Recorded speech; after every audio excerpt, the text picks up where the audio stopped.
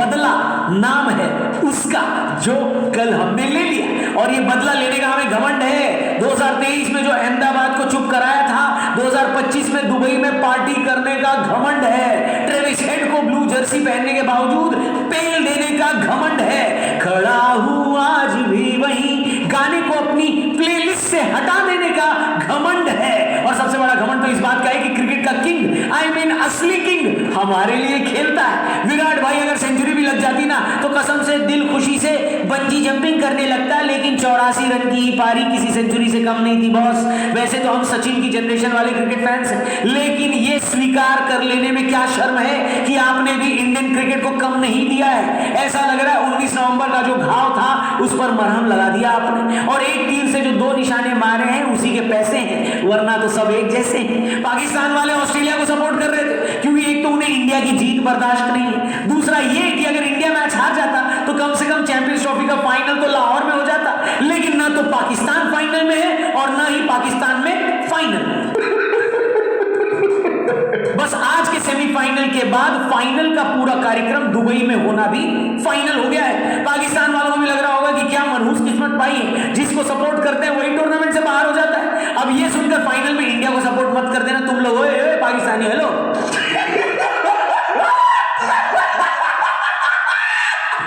अब देखो दोस्तों, क्रिकेट का क्या सॉलिड सीजन है, और अभी तो बस शुरुआत है। क्रिकेटर्स ने तो शुरुआत कर दी है खेलने की और कमाई करने की। शुरू से आपको बताते कि मैच में हुआ क्या, तो भैया रोहित शर्मा एक और टॉस हार गया। आपको पता है रोहित शर्मा ने आखिरी बार टॉस कब जीता था? 400 दिन पहले। अरे दिन में तो 2 बार खराब घड़ी भी सही टाइम बता देती है रोहित भाई।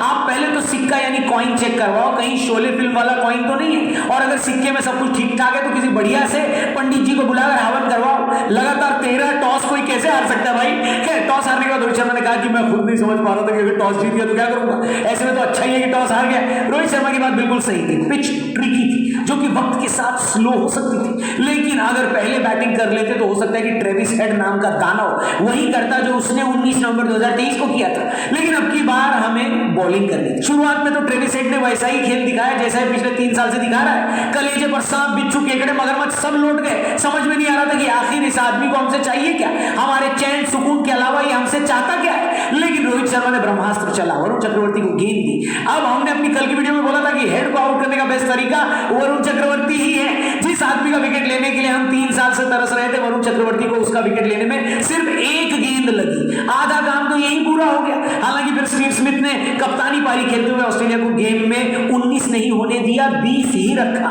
आखिर में आकर एलेक्स कैरी ने काम कैरी फॉरवर्ड करा।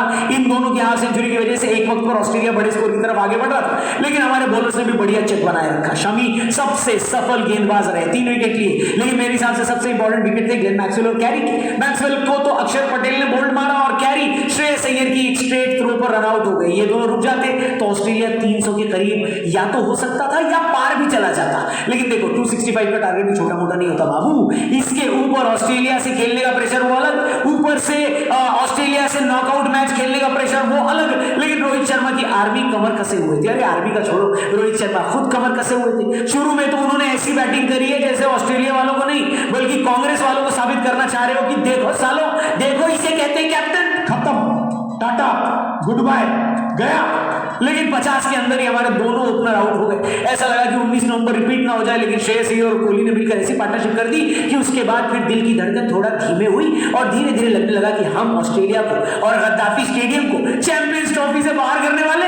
खासकर विराट कोहली को तो ओडीआई में किस तरीके से टारगेट चेस करना चाहिए उसके ऊपर एक बुक लिख देनी चाहिए या मास्टर क्लास बना देनी चाहिए। एकदम मक्खन की तरह उन्होंने इस टारगेट को अप्रोच किया। 2 जल्दी विकेट जाने के बावजूद देश परेशान था, लेकिन विराट कोहली को कोई परेशानी नहीं हुई। बस दिल तब टूटा जब 84 के स्कोर पर विराट भाई छक्का मारने के चक्कर में आउट हो गए। नॉन स्ट्राइकर एंड पर खड़े केएल राहुल ने बोला कि क्या जरूरत थी, मैं तो मार ही रहा था। सच में पूरा देश विराट कोहली से यही कहना चाह रहा था कि विराट भाई सेंचुरी आ जाती नॉकआउट में तो कई लोगों का मुंह बंद हो जाता, लेकिन चलो ठीक है। विराट के अलावा अक्षर पटेल, हार्दिक पांड्या और केएल राहुल ने बढ़िया कंट्रीब्यूशन दिया और टीम इंडिया बड़ी आराम से लगातार तीसरी बार चैंपियंस ट्रॉफी के फाइनल में क्वालिफाई कर गई है। अब फाइनल में हमें कौन मिलेगा इसका फैसला आज हो जाएगा। New Zealand versus south Africa semifinal है।